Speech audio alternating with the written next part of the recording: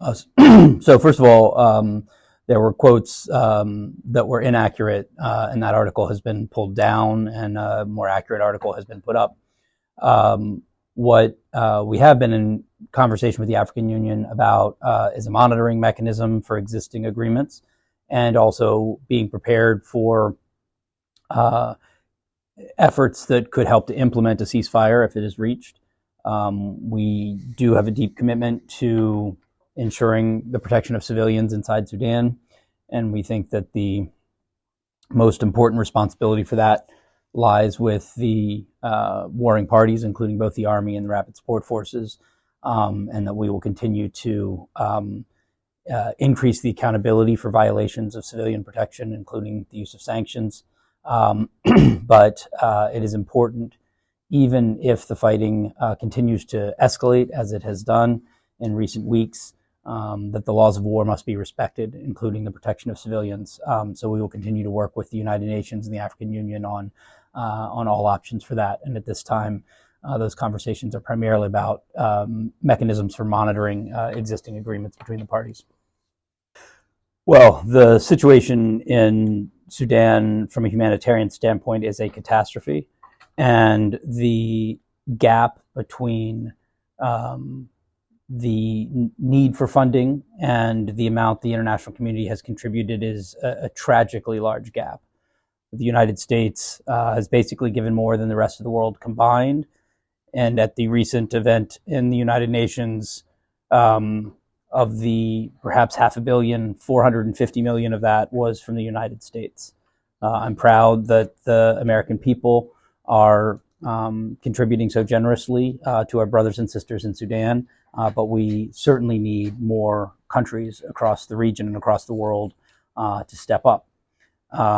We have at this point not just famine and acute hunger, but we see cholera spreading, and that once a disease like that starts to spread, it can move very quickly. And there is no shortcut to ensuring things like clean drinking water and hydration is available. So in addition to food, we need medicine, we need water, we need stronger infrastructure. And as the rains recede, we need to be ready to push in. Now, it's also true that the many, many barriers put up by the hack to access over the past 7 months has probably contributed to donors feeling like they don't need to step up with more resources since the food is not reaching the people. We obviously made a major initiative under President Biden and Secretary Blinken's leadership with the ALPS initiative in Geneva to break open 3 major arteries across the country. And those continue to have sporadic success. The Adre entrance from the west, Daba Road coming from Port Sudan, and some of the routes through Sennar. We have many areas that still have not gotten aid, and we have way too many delays, whether it's blocked visas, or we have at this point attempts to try to get some of the airfields open where we could do airdrops or move things into areas like Kadugli. And we are getting far too many delays from hack in the government, and those delays are costing the lives of the Sudanese people every day.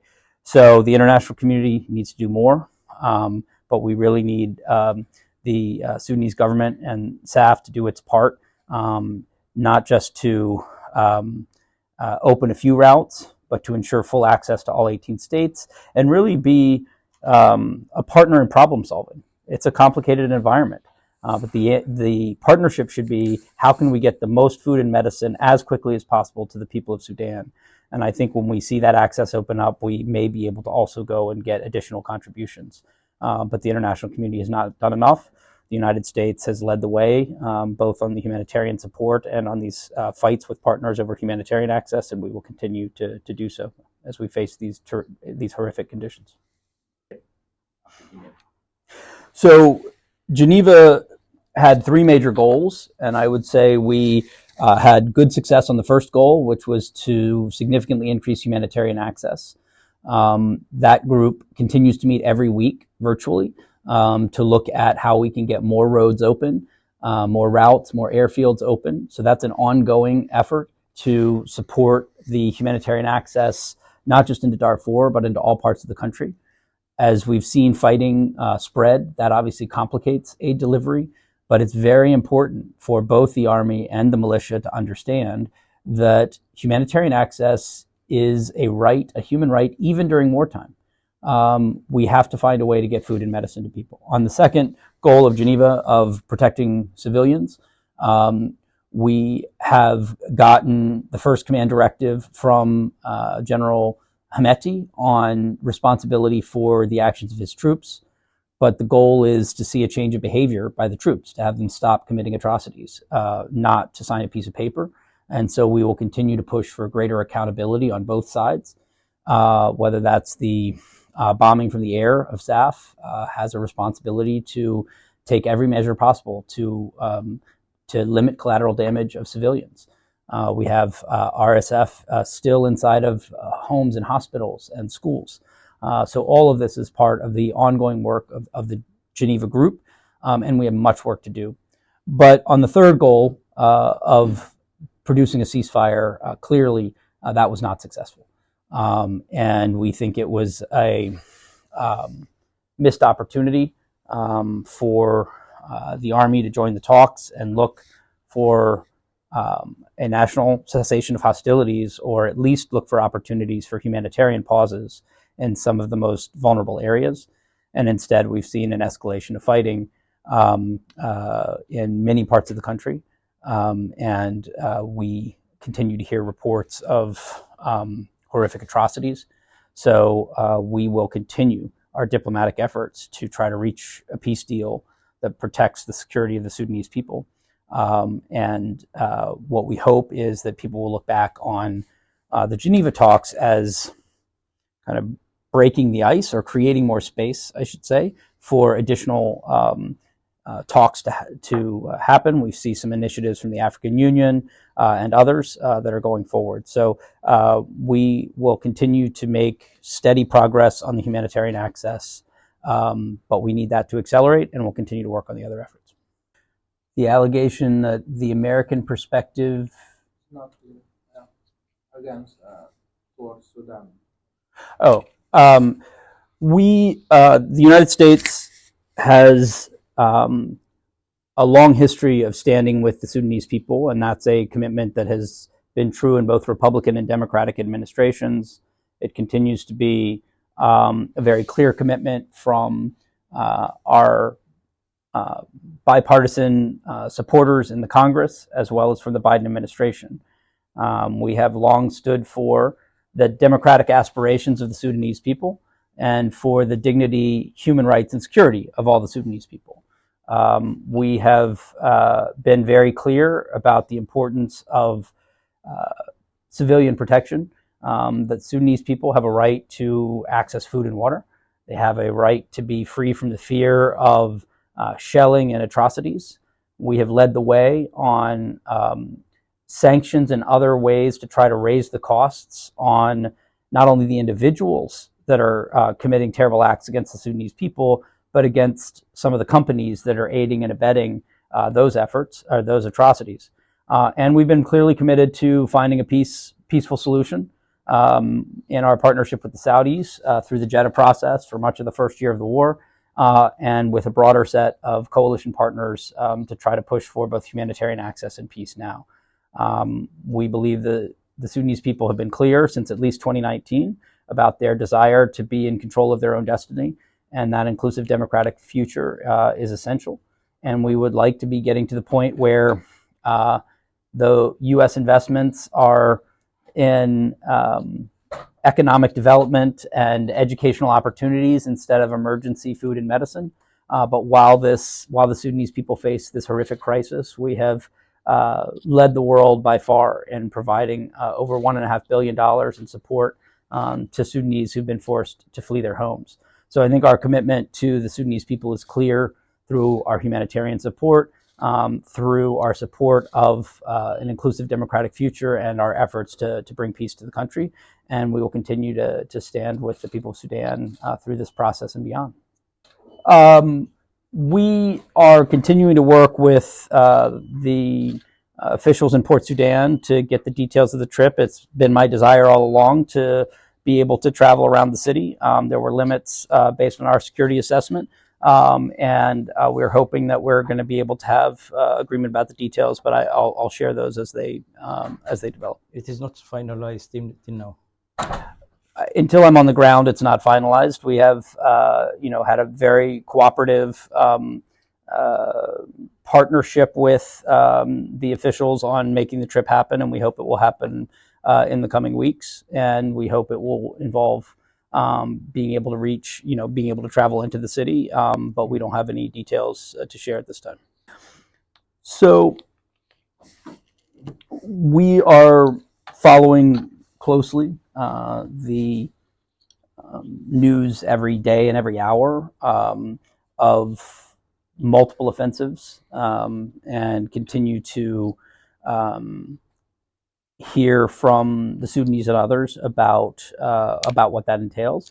I think that we had certainly hoped that we could find a peaceful resolution to this conflict. The parties have chosen to negotiate with guns rather than at the table, and we think the costs of that will be continue to be very high for the civilian population.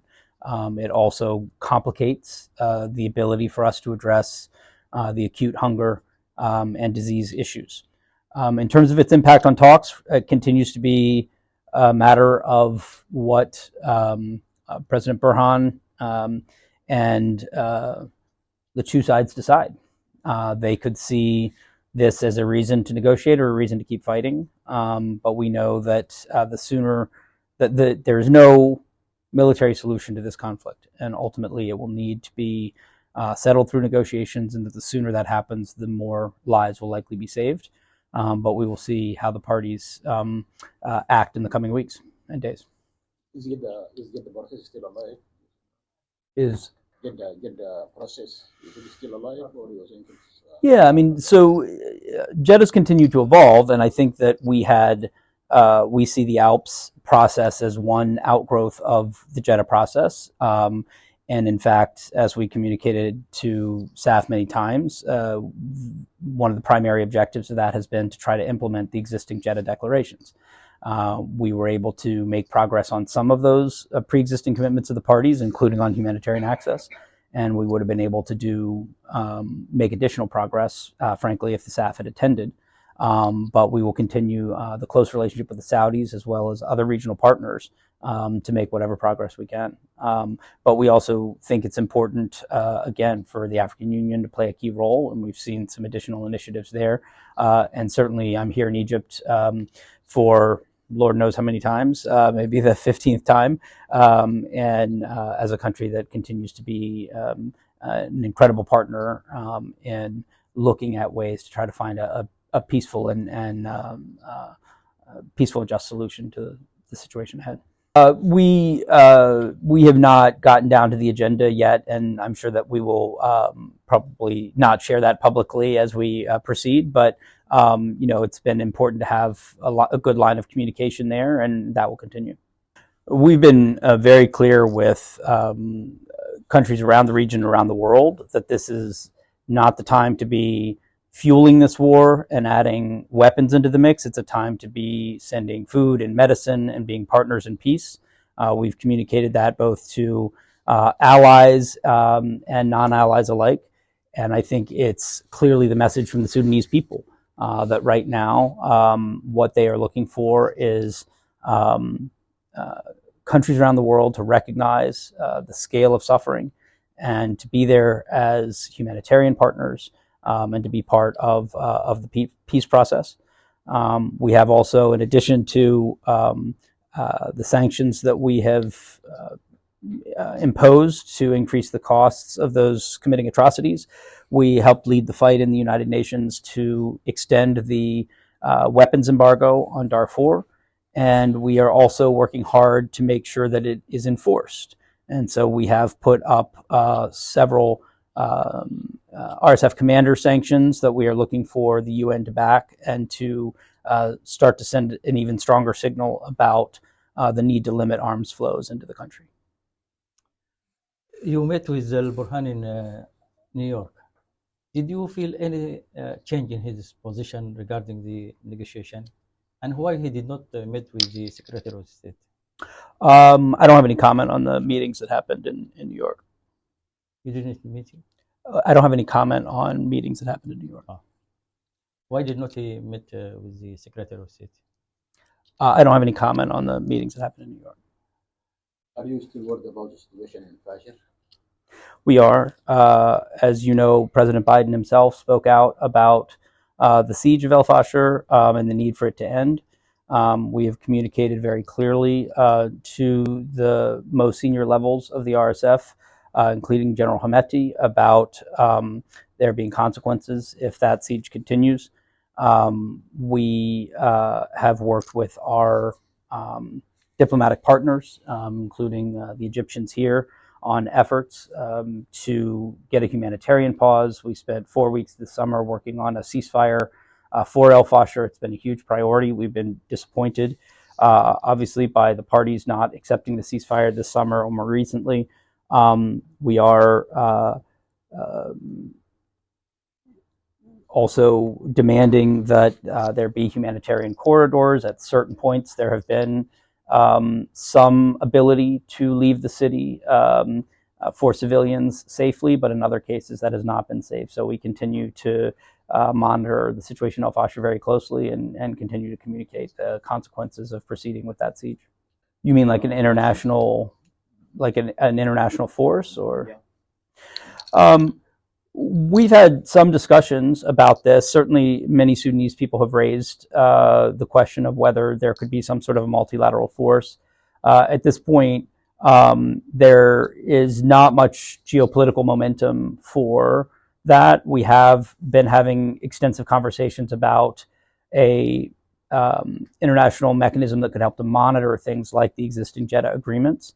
But we do continue to hear from many Sudanese that they would like to see, a peacekeeping force, and we'll continue to look at all options as we see developments in the war, including the recent escalations. So we continue to think that the best way to ensure the protection of Sudanese civilians is for the warring parties to respect the laws of war and international humanitarian law. And we want to focus on not only supporting that, but in ensuring the accountability for violations of the laws of war and international humanitarian law. We also think the parties have the capacity to end this war in the same way that they made the choice to begin this war with their fight against one another. So we believe that the right of protection for civilians is something that's universal and should be true even in times of war. And we will look for mechanisms to do that. We know the neighboring countries have had to take in millions of refugees, and we appreciate that. But we also know the conditions for refugee populations can be very rough, whether that's in the camps in Chad or whether it's for urban refugees, particularly as you get into the second year of a conflict and you're looking at questions of how to ensure education for your children and looking at job opportunities. And certainly that's not as acute of a tragedy as being in El Fasher right now. But nevertheless, it is millions of Sudanese whose lives are on hold, their dreams are on hold. So we want to look not just at the places where women and children are facing acute horrors of hunger or rape or harassment or death, but also looking at the conditions for the millions who've had to flee their homes and want to return home. So we want to look at all opportunities that can get Sunnis back home where they want to be. But ultimately, until we end the war, that's not going to be a reality for millions of Sudanese. So we need to continue to focus on what can bring this war to an end. It's a very positive development. We welcomed President Museveni's initiative this summer when he first launched it as during his time as chair of the Peace and Security Council. The Group of Five, or Committee of Five, represents a tremendously powerful coalition of African countries. And I've heard many times from the Sudanese that they would like to see more interest from across the African continent in their struggle. More support for the suffering that's going on inside Sudan. And we think having leaders that represent that kind of strength across the continent is a positive thing. I had met with President Museveni during an earlier trip after his announcement, and we were very encouraging of this effort. The more countries right now that are focused on Sudan, and particularly those focused on efforts at peace and humanitarian assistance, is a positive thing. So we welcome the initiative. So first, I think that there's a lot of progress that can be made even if the two do not attend the talks. As we saw in Geneva, there are just basic standards of decency that the Sudanese people deserve in terms of things like humanitarian protection and protection of civilians. We live in a virtual world. These are things that should be moving forward without having to have a conference. So I think much can be accomplished even without that. In terms of the two sitting down together, I think this is unfortunately a moment where it's quite clear that the two sides intend to try to battle this out with violence and not with negotiations. And that is going to have a significant civilian toll, as we're already seeing. But we continue to hope that there will be a window created at some point by this to find a way to end the fighting.